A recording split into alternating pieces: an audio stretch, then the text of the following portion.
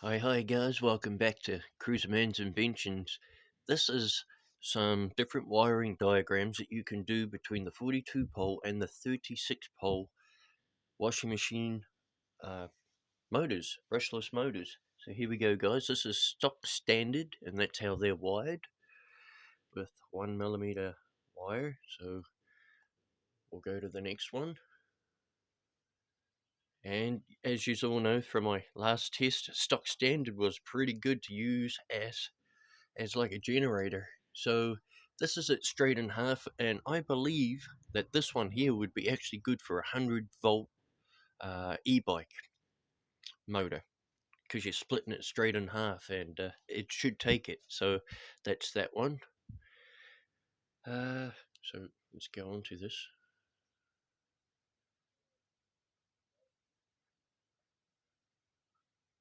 Okay, the next one is, oh, if I can get it to stay still, 7 times 2. But you can see all the intervals now. That's like a 24 volt one. I would have said, because you've got, you see how it loops in twice and then tied off at the end, and then how this slot here. See, if you just had 3 and tied it off at the end, and then tied the 3 back into the loop system, that's 12. But if you loop 6, that's 24. If you loop, 9, that's 36, and more, that's 48, and it just keeps going up until you can split the thing in half, basically. So, okay, we'll go to another one. And I thought this was quite neat just to show you different wiring diagrams. One of these might suit you, so let's freeze frame this one. This is another one. Um, Looks quite similar to the last one, but it's been split in two. As you can see, you can either use one side as a generator and one side as a motor. But if you split them like this and use half of it as a motor and half of it as a generator, the motor side doesn't really have a lot of low down power because it's missing a lot of poles. And not only that, but it has to drive those other poles. So, but that's very interesting. That could also be a reverse. Being less poles, you could throw that as a reverse if you wanted. Okay, we'll go on to the next one, guys. You can use this, like I said, on the 42 pole and the 36 pole. It's the same. It works out all the same. So here we go. This is delta. Now the delta, the way that this is wired, is actually for reverse reasons in a motor. So you have a lot of forward. 3 of them are forward, and then they flip the switch and it's reverse basically. So interesting, eh? It's a lot of wiring going on there, guys. You're definitely going to have to freeze frame these if you want to want to use any of them. So okay, we'll just go on to the next one.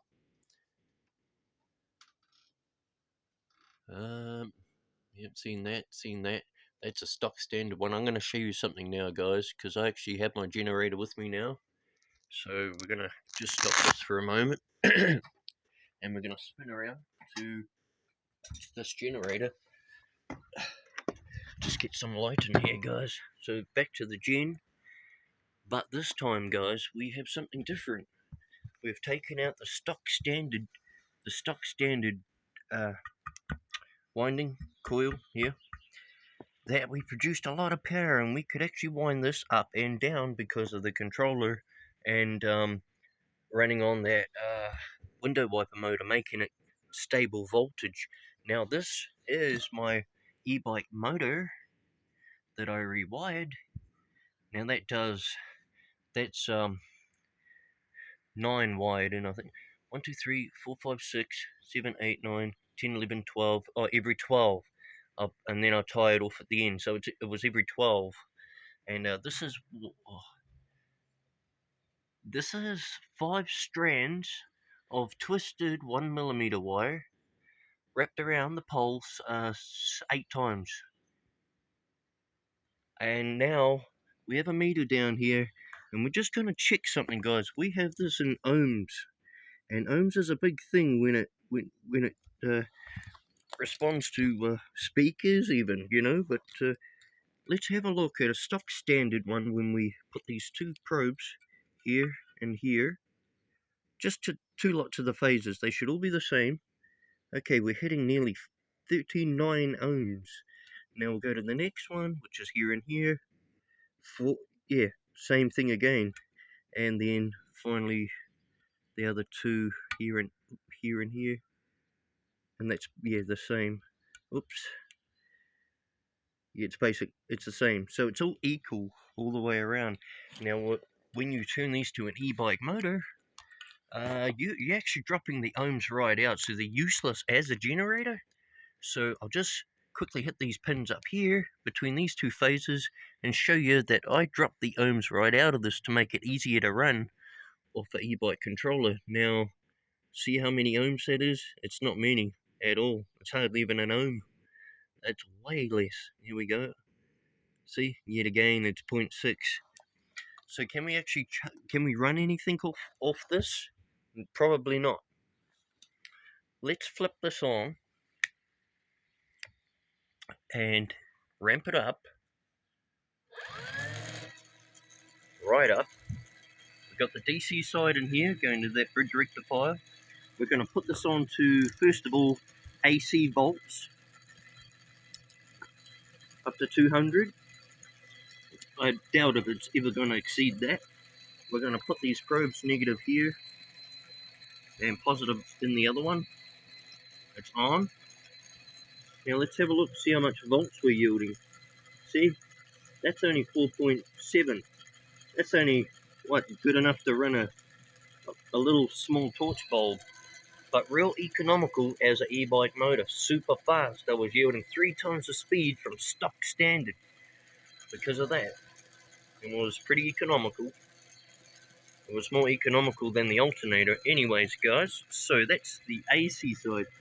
Now let's flip this to DC. We'll just go 20 DC, from 0 to 20. Now we take the probes out here, put them into here and here, which is coming from the bridge rectifier there. And yeah, that's what I thought. It's nearly 4, but it's a little bit less. So there we go, and that's DC. So I'll just, that's full, that's on full, and that's how fast it is. So it's not spinning overly fast, and as a matter of fact, because this has been rewound for an e-bike motor, that it's the faster it spins, it won't really gather much more voltage. So, okay, so we'll flip that off for a minute, flip this off for a minute, wind it all back. So you're probably thinking, well, why don't you just chuck a light bulb in and show us? Okay, well, I will. I'll show you what I'll do. I'll take the DC side out. Because this is an AC bulb, I don't believe it'll run. We've flipped it on. It is in. The cord is in. Yep, the light bulb. We'll put the power back on here. And we'll ramp this thing up as fast as we can. Go. Is it going to work?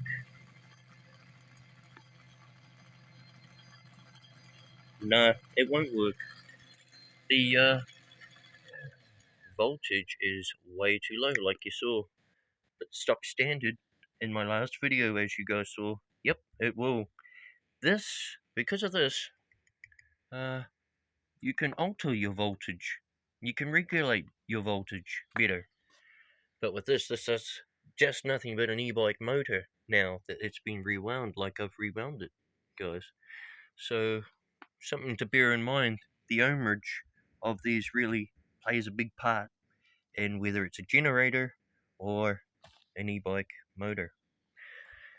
This here on a 1000-watt 48-volt controller just about burnt it out. So that'll give you some idea. It heated up, it didn't go very fast, and it just about blew the controller up within minutes. So sucked all the battery power dry in no time. So that's why I done that. So yeah, awesome stuff, guys. Cool. Hope that was of some use. So yeah, some parts are hard for me to get, like chargers and other bits and pieces. Some of my chargers are blowing up. That's why I built these, and just so I have another e-bike charger as a backup, or if the power ever goes out, I can just put that on for a bit of lighting here and there. So for a little bit. So yeah, they can run TV stock standard and stuff, and DVDs, and yeah, pretty cool, guys. Awesome stuff. See you in the next vid coming up. Green Goblin. Cool. Cruiser Man out, guys.